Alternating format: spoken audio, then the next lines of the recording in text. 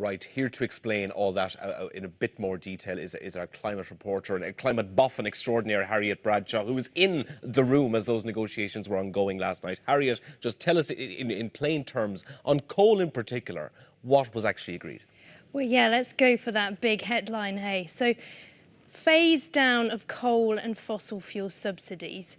In the agreement itself, basically, the wording and the additional language around it means there's a lot of wriggle room for countries. Phase down, that last minute change, the difference between that and phase out, phase out is coal, you're on your bike, you're out the door, whereas phase down, it's not as measurable. But what I have been told is that in terms of the sort of history of these negotiations, the sort of around 30 years of UN chat and writing down things into documents. This is significant because it's the first time there's been a reference to fossil fuels in this way. But I would say that to me is surprising because we've known for years that burning something like coal creates these greenhouse gases, this pollution that goes into the atmosphere, acting like a blanket around the world that is causing global heating. But it is seen as significant. So, outside, because there was so much drama around coal in particular there at the last moment, but outside of coal then, what was actually agreed? Yeah, so there was an agreement to give more money to developing countries. That's to leapfrog over polluting industry, to move into green industry, also for adaptation. Promises have been made in the past and targets haven't been met, so we'll just have to, wait and see on that. What wasn't agreed, which many countries and particularly islands that are really suffering at the moment in terms of climate change, what wasn't agreed was a fund for loss and damage, essentially like a compensation.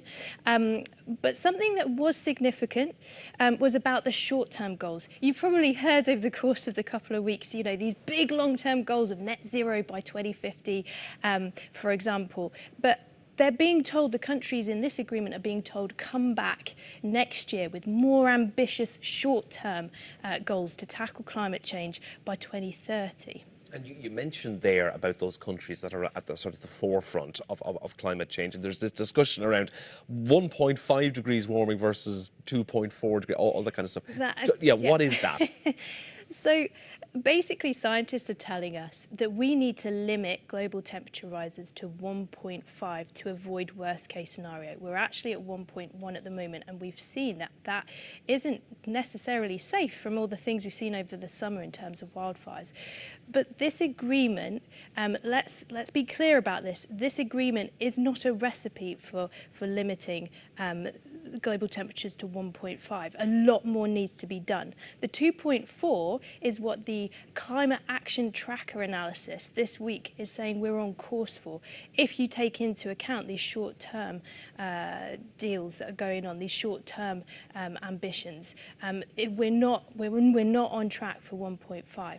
And the difference between 1.5 and 2 that we've been hearing all through these negotiations, particularly from very vulnerable countries and islands, the difference is the matter of life and death. So that's why these countries are saying this is just the start.